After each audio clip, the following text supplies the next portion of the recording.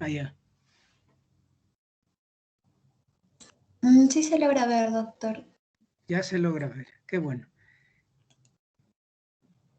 Sí, doctor. Ya está. Estamos bien, ¿no? ¿Sí? Sí, doctor. Perfecto, entonces vamos a empezar. Ya están, ¿cuántos alumnos tenemos? A ver, vamos a revisar.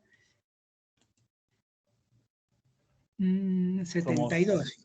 Yo creo que ya es un buen número. Ya está.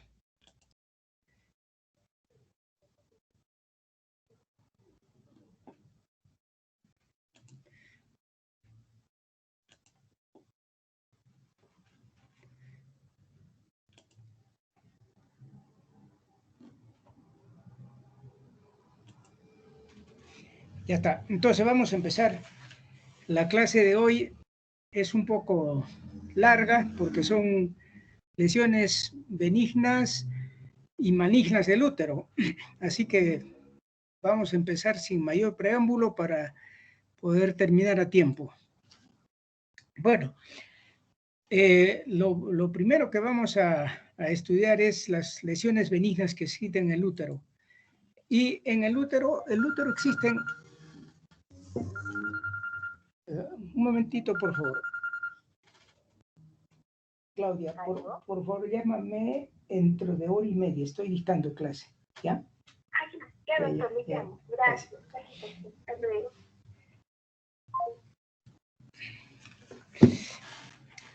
Bueno, disculpen. Entonces decíamos que el útero puede tener muchas patologías benignas y malignas, pero cuando el útero está agrandado, obviamente es porque tiene alguna alteración. Y lo primero que tenemos que pensar cuando hay un agrandamiento del útero es en la gestación, sobre todo cuando se trata de una mujer en edad reproductiva, ¿no? Lo primero que hay que descartar es gestación. No se olviden nunca de eso. Una mujer en edad reproductiva con problemas uterinos, lo primero que tienen que hacer es descartar gestación. Si no hay gestación, la segunda lesión que puede producir agrandamiento del útero son los leiomiomas. Los leiomiomas son en mayor porcentaje las lesiones benignas que se encuentran en el útero. Puede haber otras alteraciones como la adenomiosis. La adenomiosis es una localización ectópica del endometrio en el miometrio. O sea, el endometrio penetra en el miometrio y da esta patología que se llama adenomiosis. O ya otros problemas que pueden producir agrandamiento del útero pueden ser el hematometra o masas adherentes de los anexos que a veces se pegan en el útero, ¿no? Sin ser patología uterina propiamente. Bueno, entonces, de lejos, los leiomiomas son los tumores más frecuentes en el útero, los tumores benignos más frecuentes.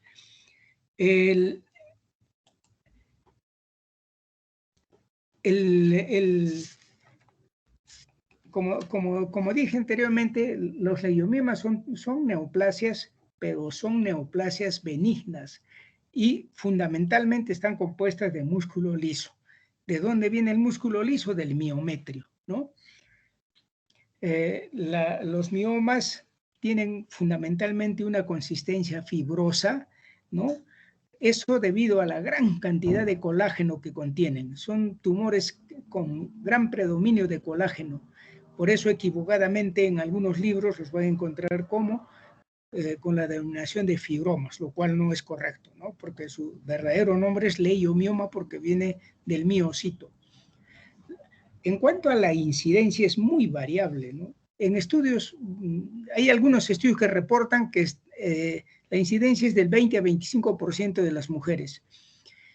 Pero este dato no es verdadero, porque en estudios histológicos o ecográficos en úteros que a veces se sacan por alguna otra razón, se encuentra miomas en el 70 o 80% de los úteros extraídos, o sea, es alta la incidencia. Y obviamente esto varía con la edad y con la raza, ¿no? Mientras la mujer avance en edad, más probabilidades de que tener miomas. Y la raza negra es la que tiene mayor probabilidad también de hacer miomas. Pero se han hecho estudios donde se ha demostrado que la incidencia acumulada a los 50 años de vida, o sea, en mujeres que llegan a los 50 años, fue casi del 70% en pacientes caucásicas y el 80% en países afroamericanas. Entonces, tener en cuenta este dato, ¿no? Bien, entonces los miomas, realmente como son tumoraciones benignas, son lesiones benignas o neoplasias benignas, a veces en la mayoría de mujeres no tienen mayor importancia porque son asintomáticos y por lo tanto tampoco requieren tratamiento, ¿no? Pero cuando aumentan en número, cuando crecen demasiado y cuando degeneran, dan síntomas de muy diversa naturaleza que obligan al tratamiento, ya sea médico o quirúrgico por parte del especialista. Entonces los leiomiomas en un gran porcentaje, como son benignos, no dan síntomas y no requieren tratamiento, ¿no? Ahora veamos el aspecto citológico, ¿no? Los miomas son tumoraciones, desde el punto de vista histológico, son tumoraciones redondeadas que al corte tienen un color blanco nacarado, perlado y en aspecto arremolinado. Eso es porque ese perfil en espiral que presentan es porque tienen múltiples haces o fibras musculares que circulan así, ¿no? En forma de espiral. Ahora, es muy difícil encontrar un útero con un solo mioma. Generalmente hay un útero que tiene miomas, son varios, no es uno solo, ¿no? Que lo característico de los miomas es que tienen una especie de autonomía, o sea, son independientes del músculo liso normal del útero, ¿no? Su relación con el miometrio es precisa porque tienen una capa, nosotros le decimos pseudocápsula, pero es una capa fina de tejido conjuntivo que rodea el mioma, lo separa del músculo normal. Es por eso que cuando se hace la cirugía y se hace miomectomía, es fácil encontrar un plano de clivaje entre el mioma y el músculo uterino normal y sacarlo por disección digital. O sea, con los dedos uno puede ir separando el mioma y extraerlo. Entonces, esa es una característica importante que tienen los miomas. Respecto al aspecto histológico, contienen, como hemos dicho, largas células de músculo liso dispuestas en haces, en espiral, ¿no? Ahora, en estas células, células miomatosas, músculo liso degenerado, no existen, ¿cómo se llama? Actividad mitótica, no hay actividad mitótica. Si encontramos actividad mitótica en un mioma que lo examinamos, tenemos que necesariamente pensar que se está malignizando, y el caso sería ya un leiomiosarcoma, ¿no? Que no es tan infrecuente, porque se dice que la degeneración de un mioma a leiomiosarcoma va más o menos del 0.5 al 1%. O sea, hay que siempre pensar en eso. ¿Y cuándo nosotros podemos sospechar que un mioma tiene tendencia a ir a leiomiosarcoma? Cuando su crecimiento es muy rápido o cuando un mioma en la menopausia sigue creciendo, porque se supone, como vamos a ver posteriormente, que los leiomiomas son dependientes de hormonas. Entonces, en la menopausia ya no hay hormona, ya no estrógeno, progesterona, entonces se supone que el mioma ya no debe crecer. Pero si sigue creciendo, es un indicio para pensar que hay un leiomiosarcoma. Ahora, los miomas, como repito, son asintomáticos. La mayoría, ¿no? La mayoría son asintomáticos, pero pueden dar síntomas cuando los leiomiomas sufren degeneración. ¿Y por qué sufren degeneración? Porque no tienen tanta vascularización como el músculo liso. Entonces, cuando crecen mucho, como las capas centrales, las capas más centrales del tumor se quedan sin sangre, entonces van a sufrir una degeneración. Entonces, los síntomas que puede dar un mioma pueden ser por degeneración, ya sea puede ser una degeneración hialina, pueden ser degeneraciones calcificadas, quísticas, mixoides, cárneas o rojas y grasas. La degeneración roja, por ejemplo, es muy frecuente en mujeres gestantes que tienen leiomiomas, y eso constituye a veces una emergencia, son causas de dolor agudo que obligan a intervenir a la paciente. Su vascularización es obviamente mucho menor al músculo normal, ¿no? Tienen poca vascularización. Y como repito, cuando estos tumores degeneran, especialmente de la degeneración roja, es causa de dolor agudo y de una emergencia quirúrgica. Respecto a la citogenética, cada mioma proviene de un solo miocito. O sea, cada tumor viene de un solo miocito, ¿no? Progenitor. Si existen muchos miomas en un útero, quiere decir que cada mioma ha venido de diferentes miocitos, ¿no? Pero no es el mismo miocito que da lugar a varios miomas, ¿no?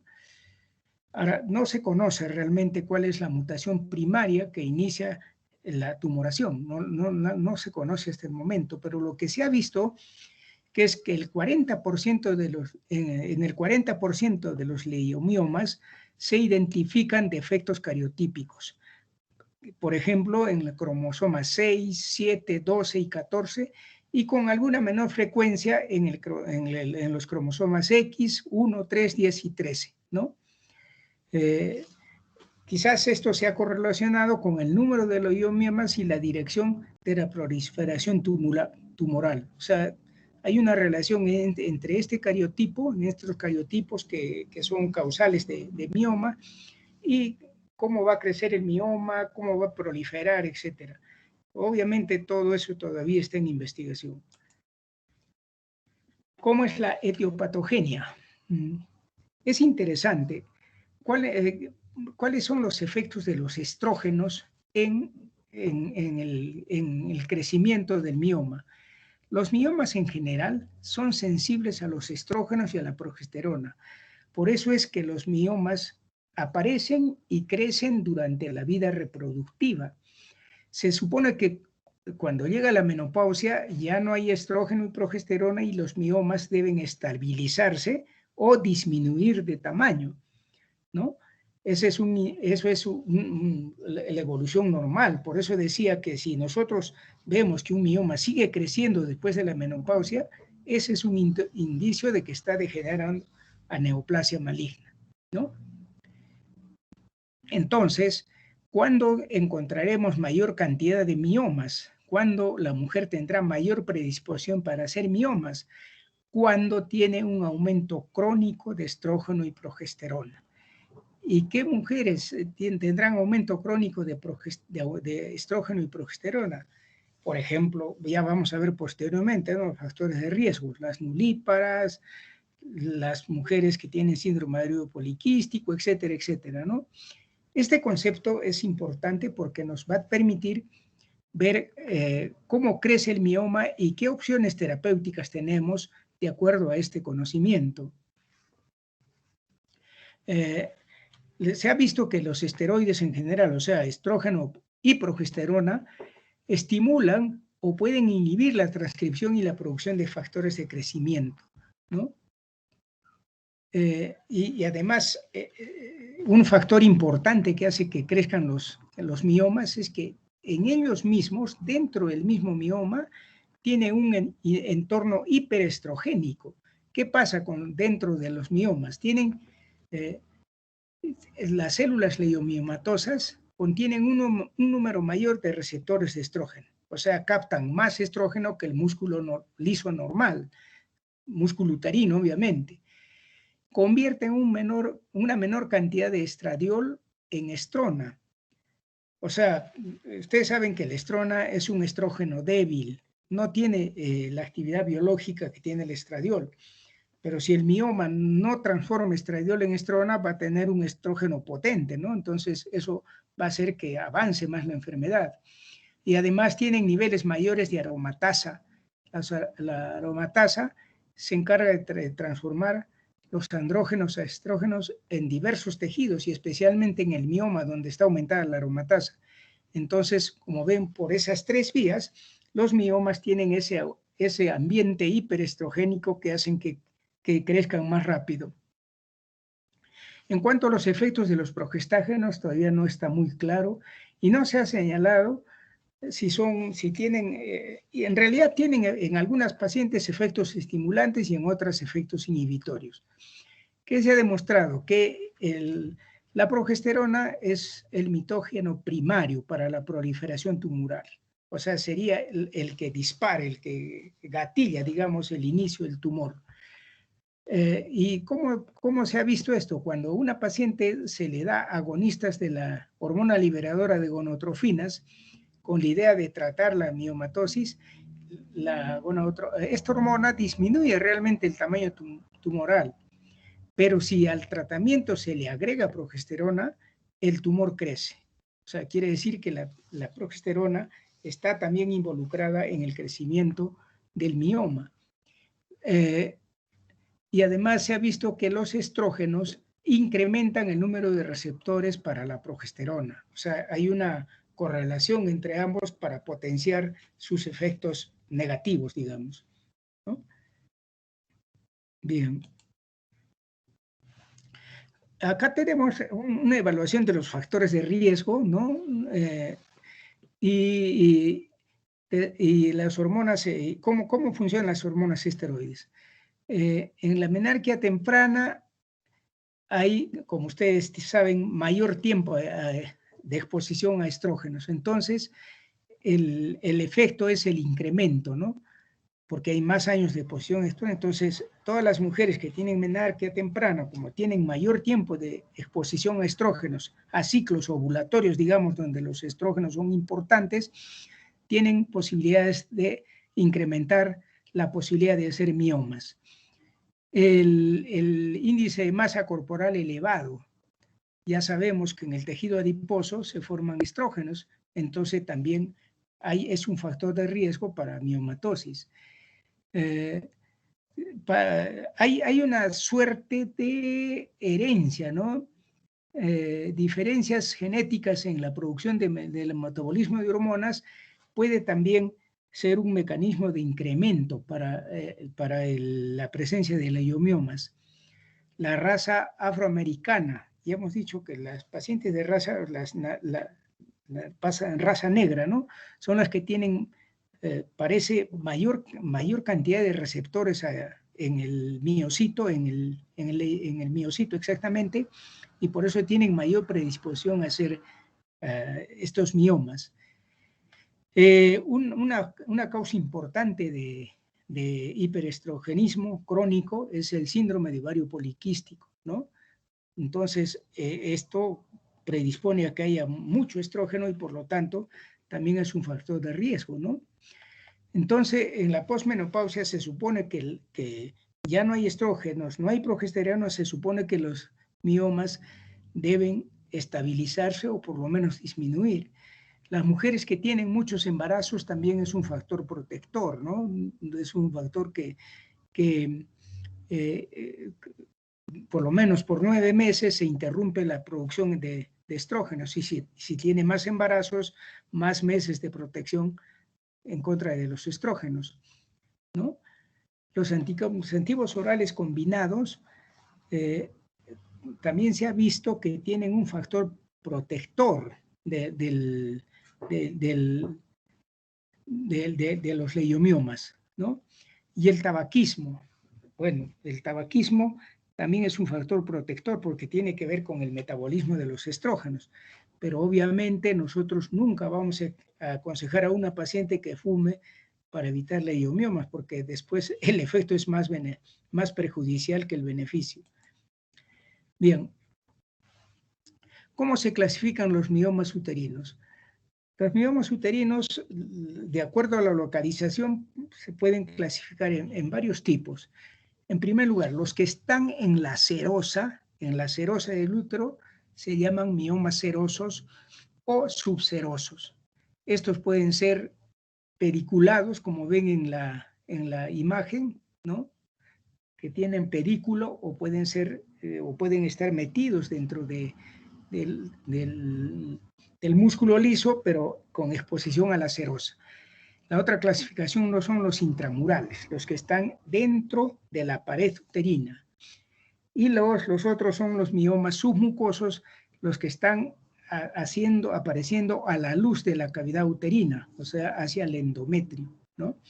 También hay miomas intraligamentarios, los que crecen hacia en los ligamentos anchos, miomas en el cuello uterino, y también hay lo que se llaman los miomas parásitos, miomas parásitos, que son aquellos que por alguna razón se desprenden del útero y siguen creciendo, por ejemplo, pegados en el peritoneo, en el intestino, etcétera, ¿no?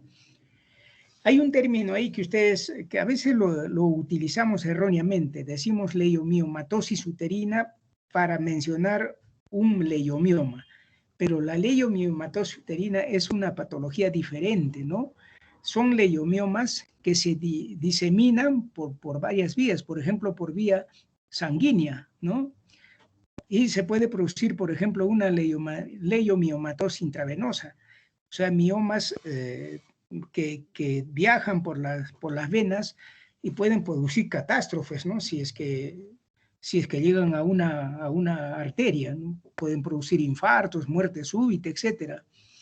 Puede haber leiomiomas metastásicos que por vía hematógena pueden llegar a los pulmones, a otros órganos y crecer allí, pero felizmente son benignos, ¿no?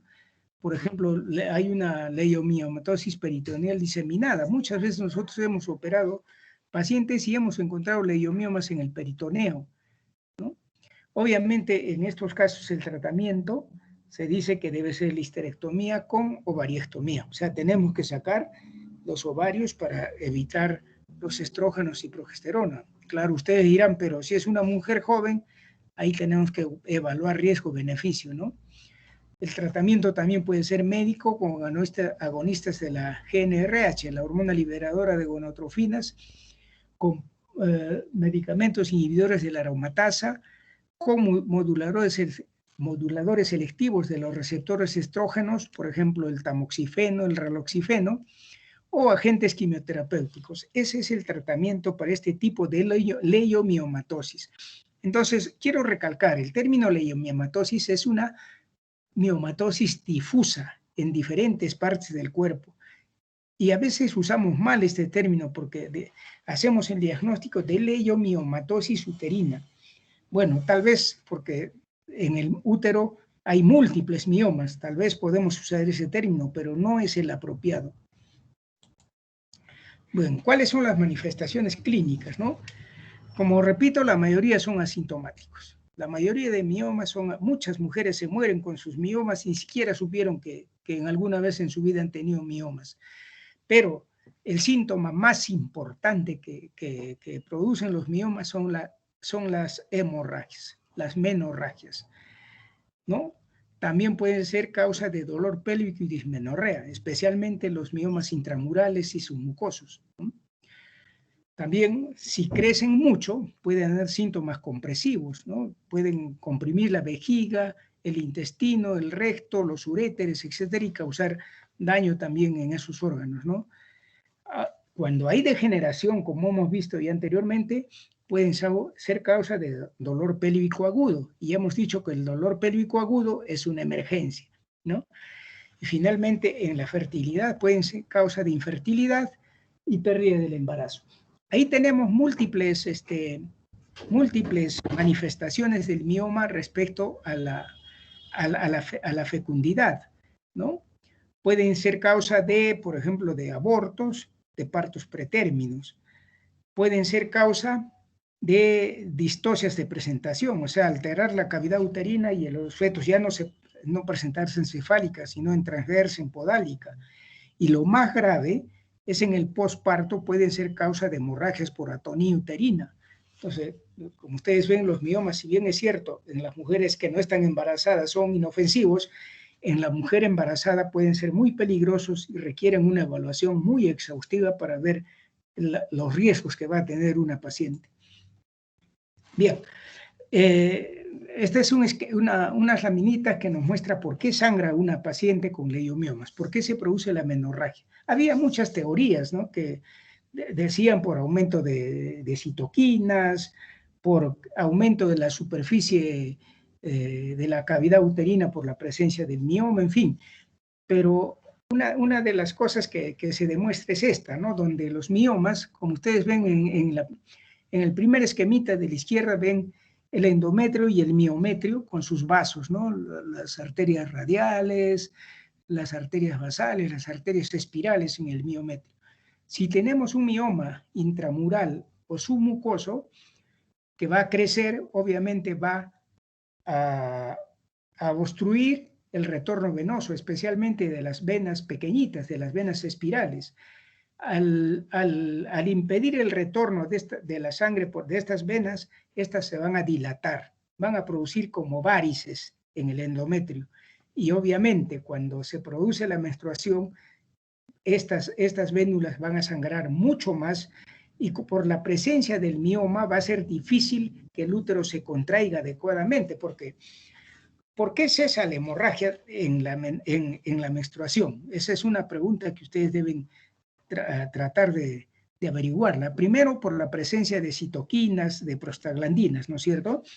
Pero también un factor importante es la contracción uterina. Ya cuando hagan obstetricia van a averiguar qué son las ligaduras vivas de Pinar, ¿no? El útero se contrae y estrangula a las arterias espirales, a las arterias basales, y de esa manera cohíbe también la hemorragia. Bueno, ese es un factor importante que estaría anulado en las pacientes portadoras de miomas, ¿no? El tumor impide que el útero se contraiga adecuadamente y si tenemos vénulas dilatadas, pues el sangrado va a ser mucho mayor y de mayor duración. Bien. ¿Cómo hacemos el diagnóstico? El diagnóstico por la historia clínica. Son mujeres en edad reproductiva generalmente, que generalmente vienen con los síntomas que hemos mencionado, ¿no? O por hemorragia, por dismenorrea, o por un dolor agudo, o porque tienen problemas con la fertilidad, ¿no? Entonces, en la historia clínica nosotros ya hacemos una probabilidad diagnóstica. El examen físico es importante, el tacto vaginal, ¿no? Tenemos que palpar el útero, ver cómo están sus bordes, son regulares, irregulares, si palpamos tumores, cuál es la consistencia, etcétera, etcétera, ¿no? Y para confirmar el diagnóstico, muchas veces es suficiente la ecografía. Dependiendo del tamaño del tumor, puede ser una ecografía transvaginal. En miomas gigantes, hemos visto miomas de casi de 20 centímetros, entonces ahí ya la ecografía endovaginal no sirve, tenemos que hacer una ecografía abdominal, porque más o menos ya la paciente se presenta como si estaría embarazada de unas 20 semanas, ¿no? Entonces ya la ecografía endovaginal no nos sirve de mucho. Otro recurso importante es la histeroscopía, sobre todo ahí ven en las laminitas, en la parte media, ven una imagen de histeroscopía, de un mioma submucoso, ¿no?, que se puede ver por histeroscopía. Eso para evaluar los miomas mucosos. Y en la tercera imagen ven una ecografía, pero no es una ecografía simple, es una histerosonografía. Ven ahí como el globito, esa imagen que parece un quistecito, es el globo de la sonda, y la sustancia, el líquido está hacia atrás y ahí está dibujándose el mioma. Entonces tenemos ecografía, histeroscopía, histerosalpingografía también puede ser, o histerosonografía. Creo que es más que suficiente para hacer el diagnóstico de una miomatosis uterina. En casos difíciles ya se podrá usar pues resonancia magnética, ¿no? ¿Y cómo vamos a tratar los miomas? Los miomas pueden ser tratamiento médico o tratamiento quirúrgico. ¿Cuáles son las indicaciones para el tratamiento médico? Acá las tienen, ¿no? Una paciente con dismenorrea, Funcionan bien los antiinflamatorios no esteroideos y puede ser los anticonceptivos hormonales combinados, acetato de medroxiprogesterona, el DIU de levonorgestrel o los agonistas de la GnRH. Todos, cualquiera de esos tratamientos funcionan en una dismenorrea por miomatosis uterina. Cuando una mujer se presenta con miomatosis y menorragia, también podemos usar antiinflamatorios no esteroideos, anticonceptivos combinados, acetato de medroxiprogesterona, el DIU de levonorgestrel y agonistas de la GnRH. En la dispareunia, en la sensación de presión pélvica y en la infecundidad no funcionan ninguno, solo tenemos ahí la posibilidad de los agonistas de la GnRH, ¿no? Entonces, fíjense que el tratamiento que nos funciona para todos los casos son los agonistas de la GnRH. ¿Y qué agonistas de la GnRH conocemos? Ahí tenemos el acetato de leuprolida. Bueno, hay muchos más, pero el más usado es el acetato de leuprolida, ¿no? que lo tenemos aquí en el comercio, podemos utilizarlo. En cuanto al tratamiento quirúrgico, debemos saber cuáles son las indicaciones de la cirugía. Obviamente, en una mujer que sangra mucho y que está llegando a la anemia, ya pues el tratamiento tendrá que ser quirúrgico, ¿no? Cuando tenemos un mioma grande, mayor a como si sería una gestación de 12 a 14 semanas, tenemos que hacer cirugía. Cuando hay síntomas compresivos, estreñimiento, hidronefrosis, dificultad para orinar, porque el tumor está comprimiendo estos órganos, entonces habrá que hacer histerectomía. Cuando hay un dolor invalidante, ¿no? Por la presencia del mioma. Cuando hay infertilidad, aquellos miomas que se colocan, por ejemplo, en los cuernos, pueden obstruir el istmo de las trompas uterinas y ocasionar infertilidad. Ahí también hay que hacer tratamiento quirúrgico. Y especialmente cuando sospechamos de malignidad, ¿no? Ya sabemos cuándo sospechamos de malignidad. El tratamiento quirúrgico por excelencia es la miomectomía. En mujeres jóvenes es el tratamiento más racional, ¿no? Es decir, solo extirpar el útero. No es muy difícil, como les dije, hay una pseudocapa que recubre al mioma que lo limita del músculo normal y que nos permite encontrar un plano de clivaje y sacarlo al mioma como si sería una papa, se puede sacar, ¿no? Entonces, sin embargo, también hemos dicho que un mioma casi nunca está solo, entonces nosotros podemos evaluar un mioma de 6 centímetros para operarlo, pero ¿qué pasa si por ahí hay un mioma de 1 centímetro o de 0,5 centímetros? Ese mioma va a crecer, ¿no es cierto? Por eso la recidiva global va del 20 a 30%. Esta recidiva va a disminuir al 15% si hay embarazo, ¿no? Que nos va a obligar a cesárea.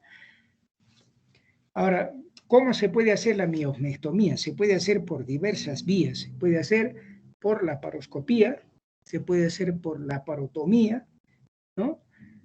Creo que son las dos vías que podemos abordar la miomectomía. La histerectomía. ¿Cuándo hacemos histerectomía?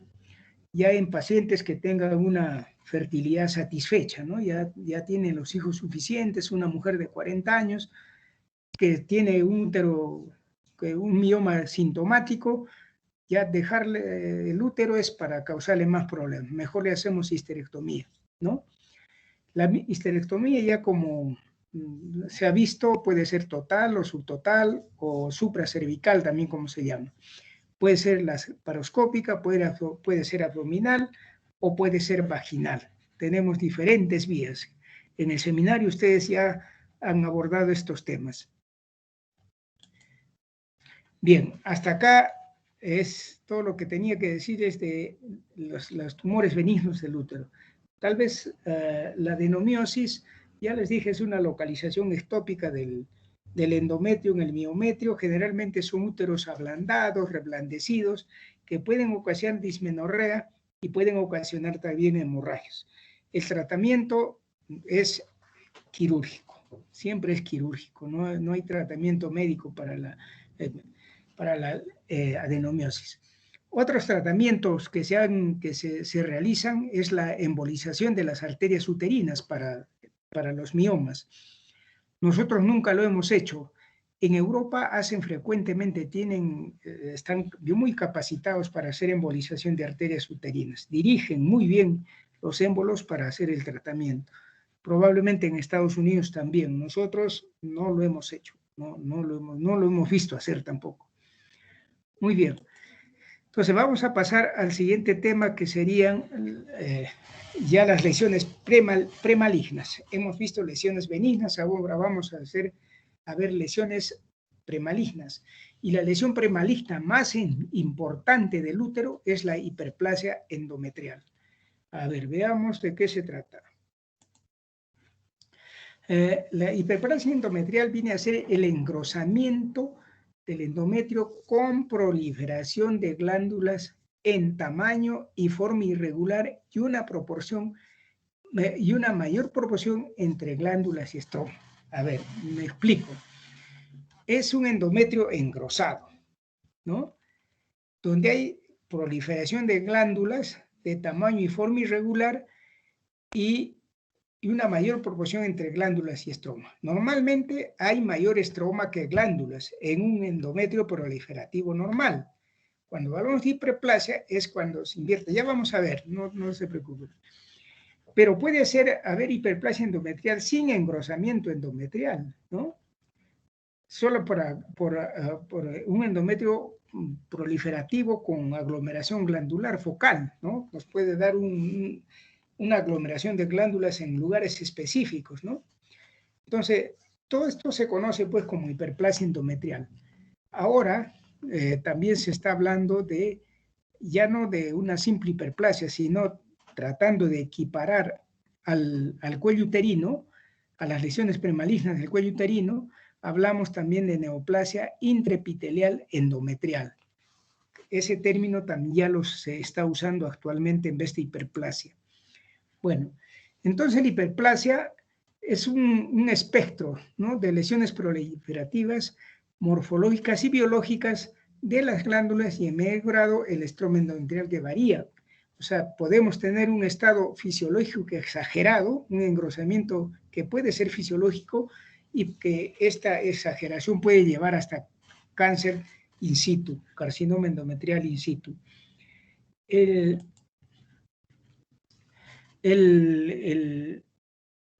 realidad, ya vamos a ver la clasificación, cómo se clasifican, ¿no? Pero en cuanto a la etiología, igual que los miomas uterinos responden a una estimulación estrogénica crónica, sin acción opuesta de progesterona, ¿no? Por lo tanto, se pueden observar en todos los grupos etarios, no necesariamente en pacientes mayores. Puede haber, por ejemplo, en una mujer joven que no pase de los 30 años que tiene ciclos anovulatorios persistentes, ¿no? Puede haber hiperplasia endometrial. O sea, acá la edad no es un factor determinante. ¿Qué importancia clínica es conocer la hiperplasia endometrial? Porque pueden ser causa de hemorragia uterina normal. Las mujeres que tienen hiperplasia endometrial generalmente tienen menorragias, ¿no? Pueden acompañarse de tumores ováricos, productores de estrógenos. O sea, a veces la hiperplasia endometrial es una manifestación de un tumor de ovario, ¿no?, productor de estrógenos.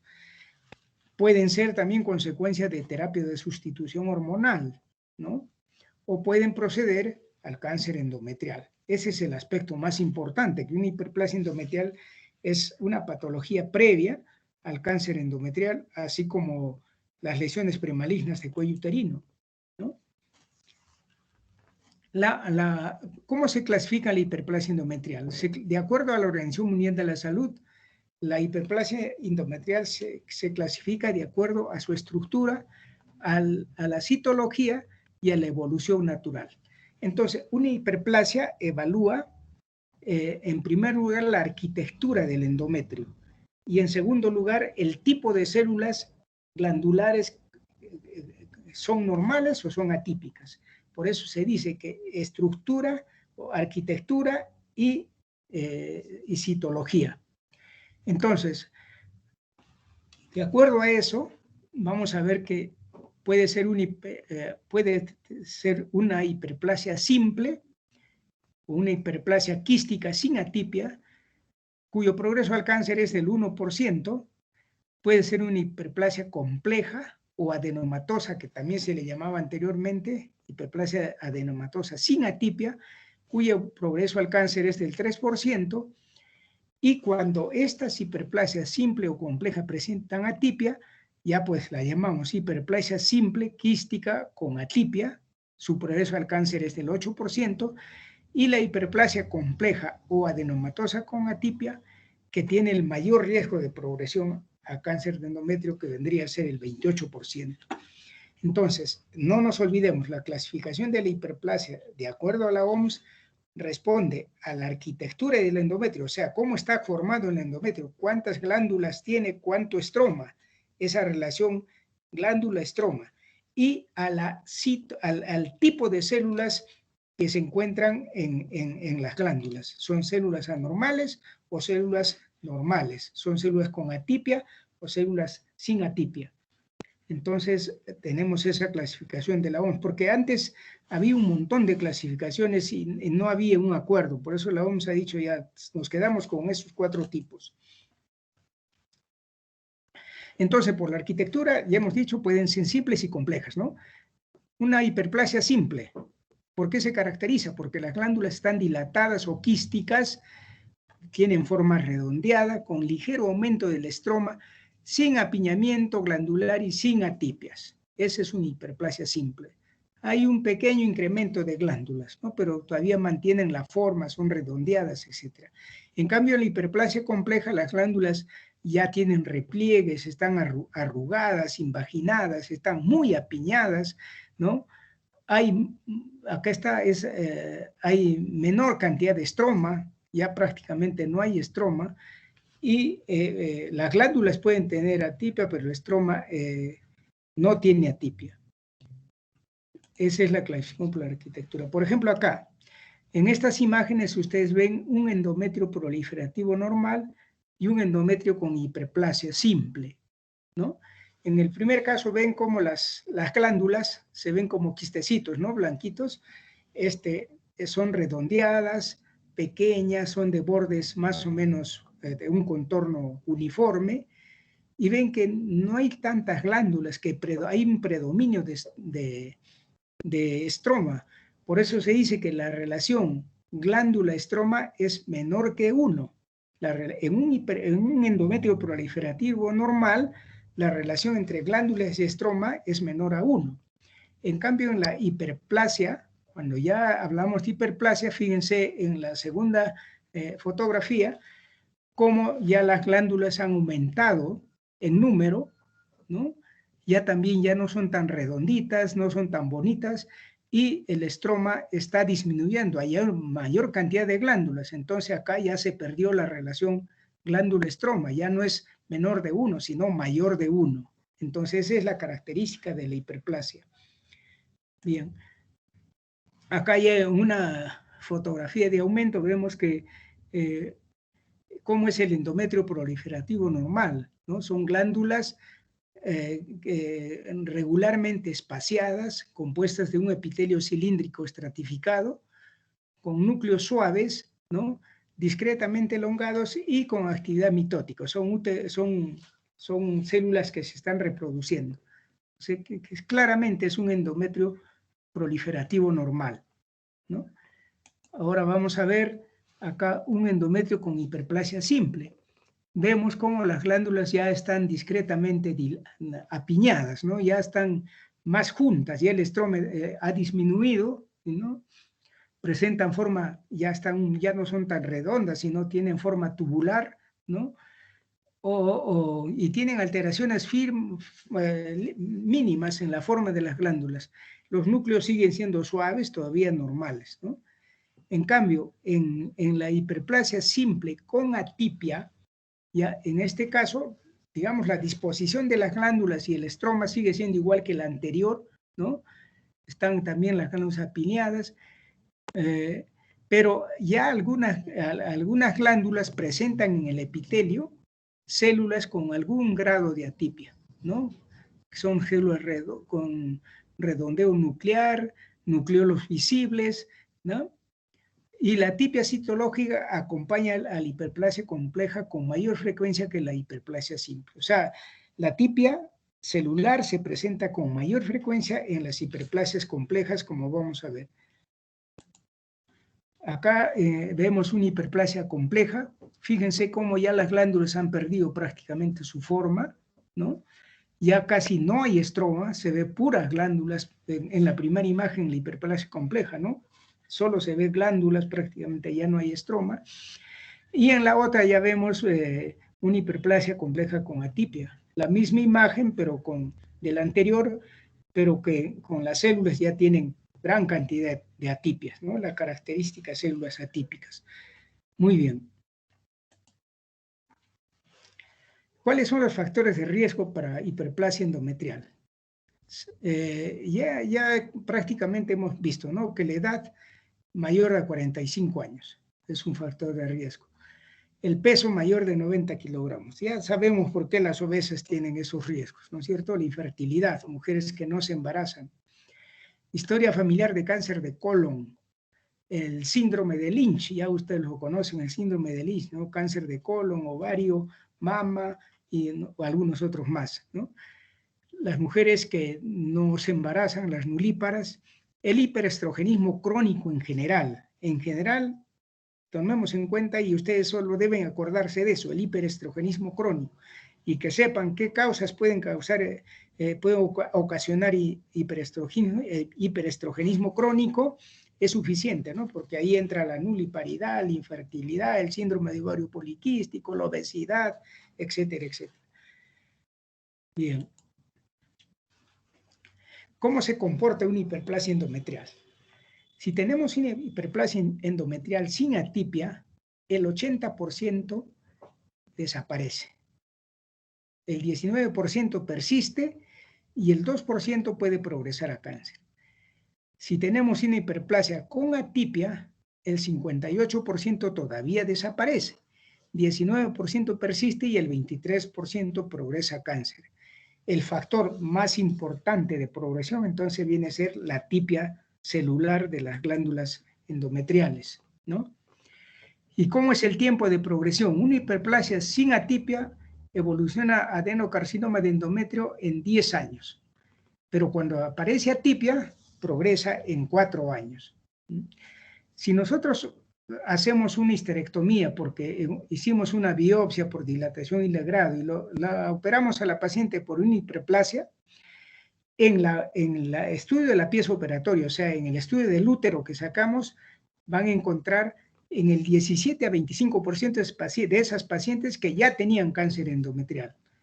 En otras palabras, la biopsia cuando no está bien hecha nos puede dar diagnósticos erróneos. Por eso una biopsia endometrio se hace por curetaje y el curetaje tiene que abarcar toda la cavidad endometrial para que no se nos quede un espacio libre que nos pueda inducir a errores.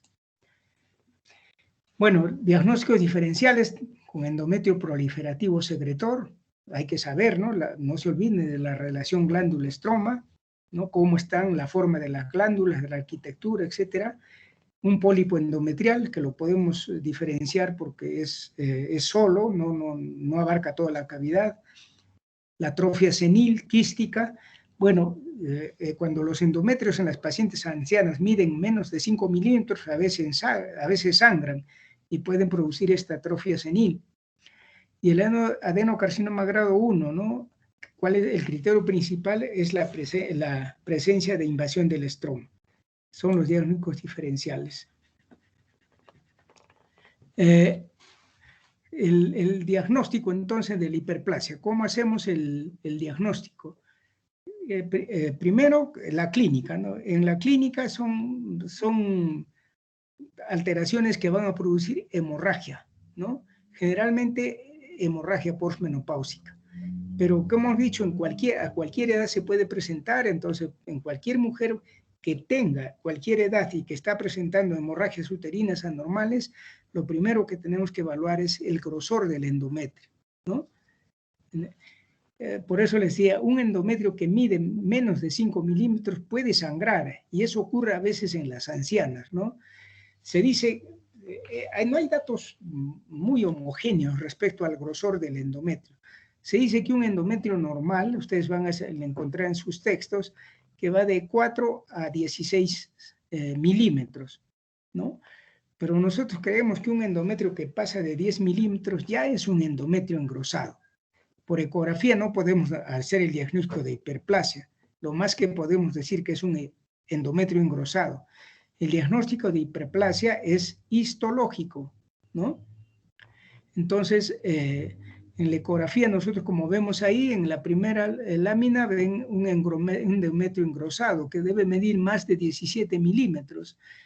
Y en la segunda ven un endometrio engrosado y cómo el endometrio está penetrando en el miometrio. Ven esa flechita roja que está penetrando el endometrio en el miometrio. Ya estamos hablando ahí de una sospecha, ¿no? Porque no puedo decir que por ecografía es cáncer. Estamos sospechando de que haya un cáncer de endometrio. Entonces, como ven, la ecografía también es un buen recurso, quizás el mejor recurso para el diagnóstico de hiperplasia. El tratamiento. ¿De qué depende el tratamiento? Depende de la edad de la paciente, depende de la presencia o ausencia de atipia citológica y evaluar el riesgo de la cirugía, ¿no? El tratamiento no quirúrgico también hay que evaluar qué riesgos tiene y el criterio clínico es el aspecto más importante, ¿no? En las hiperplasias endometriales no atípicas, en mujeres premenopáusicas, o sea, mujeres que todavía no han llegado a la menopausia, que todavía están en edad reproductiva, se da progestinas de baja dosis a baja dosis por 3 a 6 meses. Por ejemplo, acetato de medroxiprogesterona 10 a 20 miligramos, 12 a 14 días cada mes. Puede ser por 3 a 6 meses. Puede ser anticonceptivos hormonales combinados. Puede ser un DIU con progesterona, ¿no? Y realizar los controles, obviamente. Si ya sale negativo, si el tratamiento no da resultados, debemos seguir el tratamiento hasta la menopausia. Si hay una nueva hemorragia, tenemos que hacer una biopsia, ¿no? Tenemos que esperar que pase el efecto de las progestinas para hacer la biopsia. No se hace la biopsia cuando la paciente está en tratamiento con progestinas, ¿no? Y las biopsias se hacen luego de 6 meses después de la suspensión de la terapia hormonal. Algunas pacientes que están con terapia hormonal sangran y nosotros queremos saber si hay algún grado de hiperplasia o un cáncer, hacemos la biopsia, pero tenemos que esperar que pase 6 meses luego de la terapia para poder hacer la biopsia correctamente, ¿no? Una hiperplasia endometrial no atípica en mujeres posmenopáusicas. Acá se da acetato de medroxiprogesterona cíclica, 2 a 5 miligramos por día. Y el tratamiento tiene que ser más prolongado, más de un año, ¿no? Tenemos que hacer el diagnóstico con una biopsia endometrial muy segura y hacer un seguimiento sin terapia en aquellas hiperplasias simples, ¿no? Las hiperplasias complejas sin atipia se puede dar progestinas por largo tiempo y cada año hacemos biopsia. Todos los años programamos una biopsia. Si vemos que aparece atipia, el tratamiento es quirúrgico. Acá está. ¿Cómo es la respuesta al tratamiento de las hiperplasias sin atipia? 90% regresionan, o sea, es bueno el tratamiento médico en aquellas hiperplasias sin atipia. En enfermedad persistente se da acetato de medroxiprogesterona 40 a 100 miligramos por día. Eso en ese 10% de pacientes que no regresionan, ¿no? Se puede dar también acetato de normegestrol, 160 miligramos por día. Siempre hacer una biopsia de control al año, pero si encontramos una recidiva, ya depende de la edad de la paciente, será histerectomía total. La hiperplasia endometrial con atipia, ¿no? Acá por el alto riesgo que tiene de evolución, hemos visto que el 28% tiene la probabilidad de ir a cáncer de endometrio, entonces aquí el tratamiento es quirúrgico. Histerectomía total abdominal a cualquier edad, ¿no? Habrá algunas excepciones, aquellas mujeres premenopáusicas que todavía o que no tienen hijos o que pues fervientemente desean tener más hijos, ¿no? Entonces habrá que hacer una excepción. En este caso, a estas pacientes hay que darles progestinas en altas dosis y hacer biopsia cada 3 meses. Ahora, yo no entiendo, si le vamos a hacer cada 3 meses se embaraza, bueno, ya estará protegida con las progesteronas del embarazo, ¿no? Si vamos a hacer una histerectomía, en estos pacientes siempre hay que evaluar el contenido de la cavidad peritoneal. Se hace un lavado peritoneal para ver si hay metástasis o si hay células cancerosas en el peritoneo. Hay que examinar el útero. Generalmente cuando se va a hacer una histerectomía por una hiperplasia atípica, se toma una biopsia y se hace congelación. La congelación nos dice en 10 minutos si hay neoplasia o no. Muy bien. Seguimos entonces de menos a más y ahora llegamos al cáncer de endometrio. Cáncer de endometrio. Ahí tenemos una imagen del cáncer de endometrio, ¿no? El cáncer de endometrio es una de las neoplasias más frecuentes en países desarrollados. Ya ustedes van a ver por qué, ¿no? La edad promedio en que se presenta el cáncer de cuello uterino es la posmenopausia, mujeres que están entre los 55 y los 65 años. Generalmente es patrimonio de las posmenopáusicas, ¿no? El 75%. Pero un 25% puede presentarse en mujeres premenopáusicas, en mujeres jóvenes. Y fíjense, el 5% en mujeres menores de 40 años. O sea, tampoco podemos decir que es patrimonio absoluto de las mujeres posmenopáusicas. Ojo, no podemos descuidarnos de las mujeres premenopáusicas que sangran, ¿no? Existen 2 tipos patogénicos de cáncer endometrial. 2 tipos. El adenocarcinoma endometrioide tipo 1 y el adenocarcinoma endometrioide tipo 2. ¿Cuál es la diferencia entre ambos? El adenocarcinoma endometrioide tipo 1 es el más frecuente, es el 75% de todos los casos. El tipo 2 es menos frecuente, solamente el 25%. El tipo 1 se presenta en mujeres perimenopáusicas jóvenes con antecedentes de exposición a estrógenos endógenos o exógenos, o sea, aquellas mujeres que están expuestas a un endógeno o exógeno crónico, ¿no? Esta es una neoplasia del tipo 1, tiene mejor pronóstico, porque están mejor diferenciados, tienen grado bajo y provienen de una hiperplasia endometrial atípica. O sea, estas son las neoplasias que se dice que son curables, ¿no? En cambio, el adenocarcinoma endometrioide tipo 2 tiene rasgos histológicos o serosos de células claras, ¿no? No existe lesión precursora, o sea, no dependen de hiperplasia. En este caso, las mujeres no han tenido hiperplasia o no la han tenido nunca, ¿no? Son mucho más agresivos, dan metástasis muy rápidamente y se presenta en mujeres posmenopáusicas ancianas y delgadas, mujeres que pasan de los 75 años, esas flaquitas, ¿no? Y son menos diferenciados, por eso son mucho más agresivos, ¿no? Estas pacientes generalmente, como tienen no se requiere que haya un engrosamiento endometrial, el endometrio puede estar poco o muy poco engrosado, pero son pacientes que sangran. Una mujercita, una paciente, una abuelita que sangre después de los 75, 80 años, tenemos que pensar que algo malo le está pasando. Factores de riesgo para cáncer de endometrio.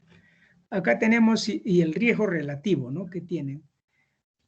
El factor de riesgo más importante, el más importante es la hiperplasia endometrial atípica, 8 a 29%, ¿no?, el riesgo relativo.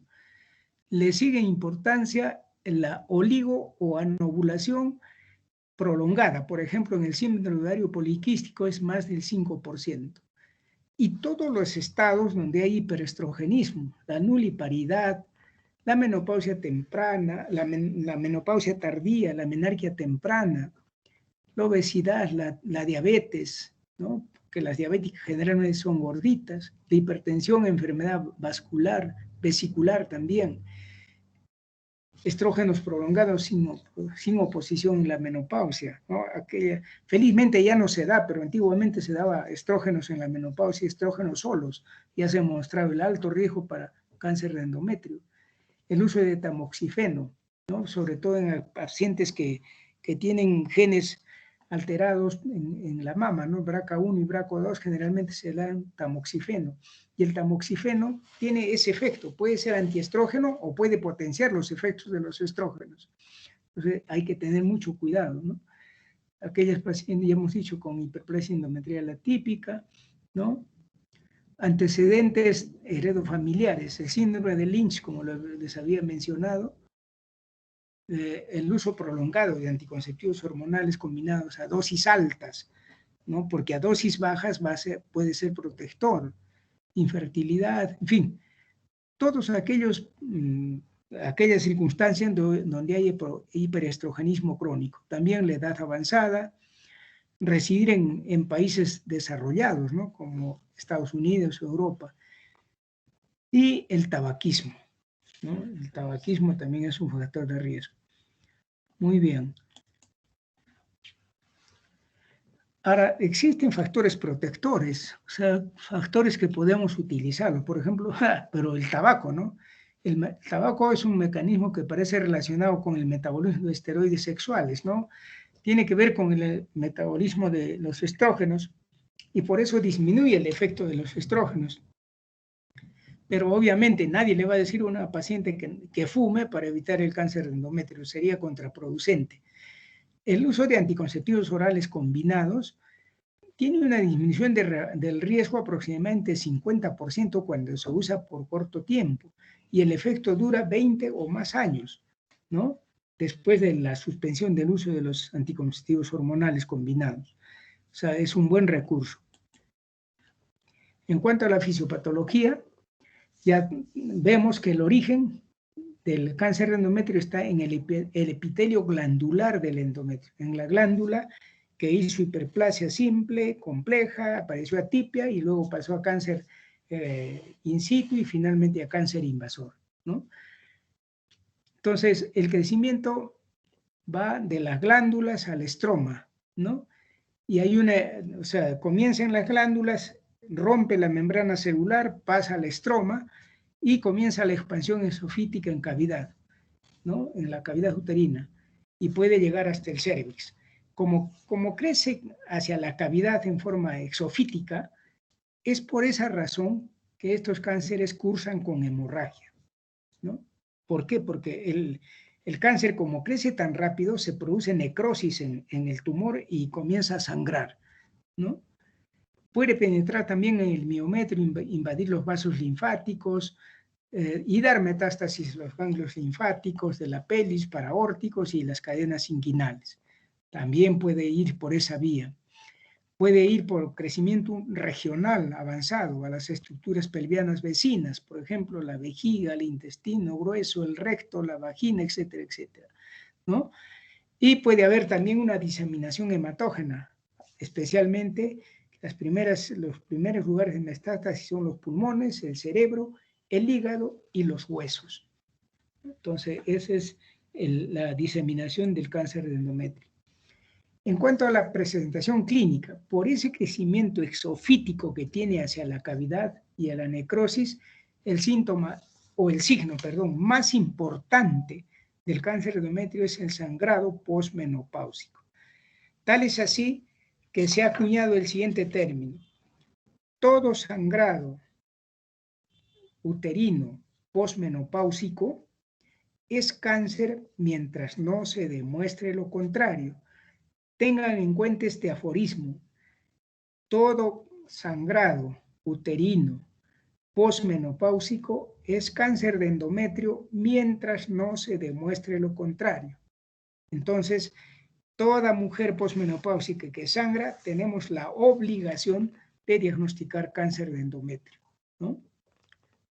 Porque, como ven, el 90% de cáncer de endometrio, su síntoma más importante es la hemorragia, ¿no? Puede haber otros síntomas ya cuando está muy avanzado, obviamente, dolor abdominal, presión, hematuria, polaquiuria, constipación, etcétera, ya signos de metástasis, ¿no? Que ya no nos sirven mucho, hasta dolor óseo, fracturas patológicas, etcétera, etcétera. Depende de dónde se va el cáncer, las metástasis, ¿no? El diagnóstico puede ser, ya hemos visto, la ecografía es un buen recurso, ¿no? Que nos ayuda bastante, pero la regla de oro es la biopsia, ¿no? Como en toda neoplasia. Entonces, una biopsia de endometrio bien realizada, dilatación y legrado, ¿no? Para sacar todo el endometrio y hacer un diagnóstico correcto, ¿no? Especialmente en aquellas pacientes que tienen hiperplasia complejas con atipia, ¿no? O que tienen se le hizo un curetaje y encontraron una hiperplasia, aunque sea simple, se requiere hacer un buen curetaje. ¿Cómo sería el tratamiento del cáncer de endometrio? Primero veamos la evaluación previa, ¿no? Hay que hacer una anamnesis y un examen clínico exoactivo para ver cómo está la paciente. Necesariamente tiene que haber una biopsia, un curetaje biópsico para ver el grado histológico. Tenemos que tener una analítica completa y en la analítica debemos incluir aquellos sitios de metástasis. Entonces vemos cómo es la función hepática, una radiografía de pulmones, de repente una densitometría ósea o una radiografía de huesos, en fin, ¿no? Estos exámenes dependen de la sintomatología que vaya presentando la paciente, ¿no? Bueno, respecto a la estadificación del cáncer de endometrio, esta clasificación que están viendo ustedes es antigua, ¿no? Ha habido muchos problemas con esta clasificación, de manera que mejor no la vamos a referir. Esta es la clasificación quirúrgica que ha establecido la FIGO últimamente, ¿no? Y como ustedes ven, hay 4 estadios. El estadio 1 tiene 3 subdivisiones, el estadio 2 tiene 2 subdivisiones, el estadio 3 tiene 3 subdivisiones y el 4, 2 subdivisiones, ¿no? ¿Qué dependen? Dependen del tamaño del tumor, ¿no? De la invasión del tumor, ¿no? Ya eso ustedes lo van a leer con calma. ¿Cuáles son los factores pronósticos quirúrgicamente determinados? El más importante, obviamente, para el pronóstico es el grado e histología tumorales, ¿no? El grado de diferenciación es lo más importante. También hay que tener en cuenta la profundidad de la invasión miometrial. ¿Está tomado todo el miometrio o solo una partecita? En fin, la extensión de la neoplasia al cuello uterino o al segmento ulterior del útero también es importante. Grado de compromiso de la cavidad endometrial, compromiso de los ganglios pelvianos, paraórticos, inguinales, etcétera, invasión del espacio linfovascular, diseminación hacia los anexos, citología peritoneal positiva, metástasis intraabdominales, contenido de los receptores hormonales. Todos estos factores son importantes para evaluar. Un segundito, por favor. Por favor, devuelvo la llamada en media hora, estoy en clase. Bien, entonces estos son los factores pronósticos más importantes a tomar en cuenta, ¿no? ¿Y cuáles son los tipos histológicos de cáncer endometrial y su relación con la terapéutica, ¿no? Hemos dicho que los más peligrosos son el tipo 2, ¿no? El endometrioide tipo 2, el que se presenta, el que no depende de hiperplasias. Y justamente aquí ven, el adenocarcinoma seroso papilar, que no depende de hiperplasias, tiene el 62.5% de fracasos, es el mayor. Y luego le sigue el tipo 1, pero grado 3, o sea, el que tiene mayor diferenciación. No, menor diferenciación, estoy equivocado. Luego seguiría el adenocarcinoma papilar, que también es el tipo 2, y el adenocarcinoma de células claras. Como ven, los cánceres de endometrio que se presentan en la posmenopáusica tardía son lo más graves. El grado 1 y el grado 2 son los que dependen de hiperplasia, son los que prácticamente tienen más bajo riesgo y que los que generalmente se curan, entre comillas. El cáncer que depende de estrógeno y progesterona, el cáncer de endometrio que depende de estrógeno y progesterona, se puede curar si se le detecta oportunamente. El grado histológico entonces es una evaluación que tenemos que hacer de rutina, ¿no? El patólogo nos tiene que informar el grado histológico de la neoplasia, ¿no? Para hacer la diferenciación. Acá se examinan dos aspectos: la parte del tumor, que existe un patrón de crecimiento confluente o sólido, y la tipia citológica de las células tumorales individuales. Claro, obviamente la asignación del grado que tenga la tumoración nos va a permitir determinar las características histológicas y también la orientación terapéutica. El tratamiento de la enfermedad inicial, o sea, un cáncer que está limitado al útero, puede ser tributario de cirugía. Por ejemplo, una histerectomía total abdominal con salpingo o forectomía bilateral, que puede ser abdominal o vaginal, puede ser un buen tratamiento, ¿no? Ya la técnica quirúrgica tiene que ser una incisión mediana infraumbilical, ¿no? Por favor, devuelvo la llamada en media hora, estoy en clases. Tiene que haber citología peritoneal, como hemos mencionado anteriormente, y evaluar todos los órganos abdominopelvianos, ¿no? Si tenemos problemas para la cirugía en una paciente que está en un cáncer inicial, acá se puede hacer radioterapia sola. Pero la cirugía en este tipo en este tumor que todavía está limitado al útero, proporciona tasas de curación superiores a la radioterapia. Pues el tratamiento de elección, entonces, en el cáncer endometrial que está limitado al útero, es el quirúrgico, ¿no? O sea, nos da muy buenos resultados. Por eso les decía que que con el tratamiento quirúrgico en los estadios iniciales, este cáncer casi es curable, ¿no? Entonces, se puede también en la enfermedad inicial administrar tratamiento coadyuvante, ¿no? Coadyuvante es cuando ya hemos hecho la cirugía y luego ayudamos con otro tratamiento, ¿no? Que va a depender obviamente de la estadificación quirúrgica. Puede ser radioterapia, pre o post operatoriamente o combinadas las cosas. Se puede dar a todas las pacientes o a pacientes seleccionadas, eso depende ya de la opinión de los gineco-oncólogos, ¿no? Se puede dar tratamiento hormonal, se puede dar quimioterapia, etc.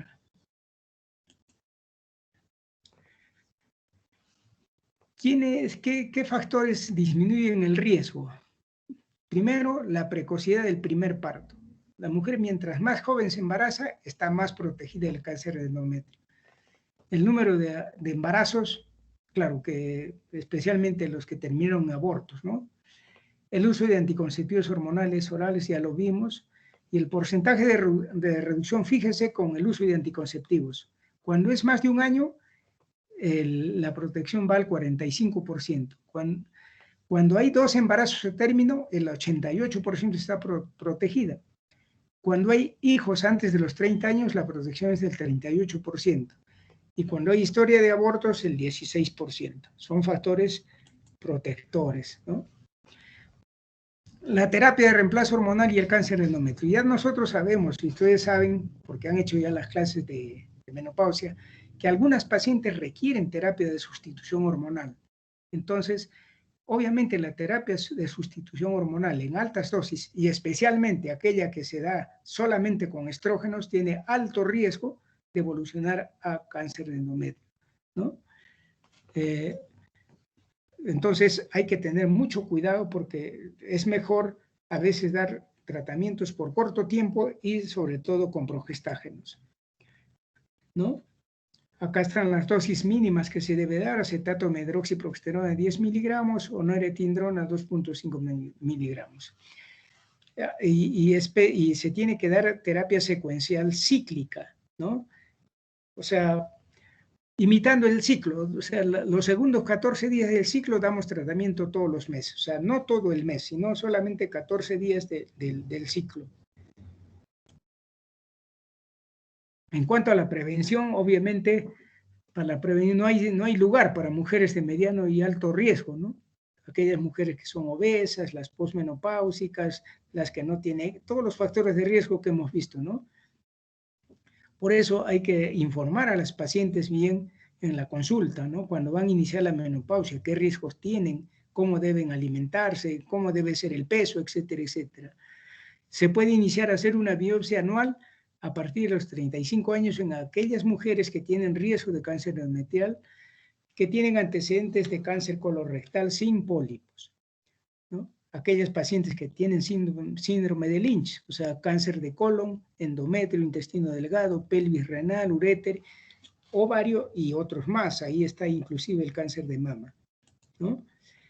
Muy bien, chicos. Eso es todo. No quiero cansarlos porque la clase es muy prolongada. Hay mucho más que hablar de cáncer de endometrio, pero yo creo que nosotros como médicos, ustedes como médicos generales y yo como médico ginecólogo, no oncólogo, es suficiente.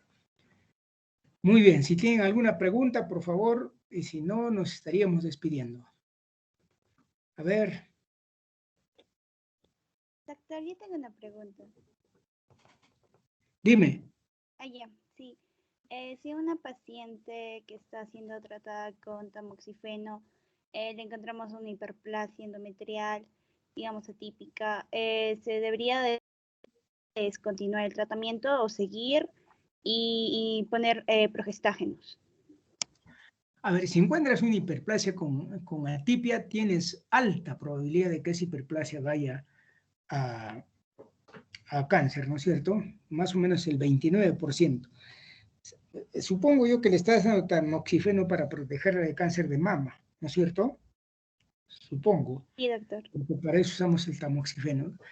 Si encuentras una hiperplasia típica, tendríamos que valorar, ¿no? ¿Qué es más importante? ¿La mama, el útero? ¿Cuál está en mayor riesgo? Si es la mama, podríamos intentar un tratamiento médico con progestinas, ¿no? En altas dosis. Pero si... Y la controlamos, como has visto, cada 3 meses, ¿no? Le hacemos una biopsia cada 3 meses. Si vemos que la tipia aumenta y que ya de repente está yéndose, perforando la membrana basal, ya mejor sería suspender, hacer la histerectomía y seguir pues con el tamoxifeno para la mama, ¿no? Yo creo que si tú tienes una hiperplasia con atipia a una mujer que está con tamoxifeno para protegerla del cáncer de mama y que ya tiene una fertilidad adecuada, hay que sacarle el útero para seguir con el tamoxifeno. Como ves, depende mucho del criterio, ¿no? Del tipo de pacientes que tengas frente a ti. Bien, ¿alguna otra pregunta?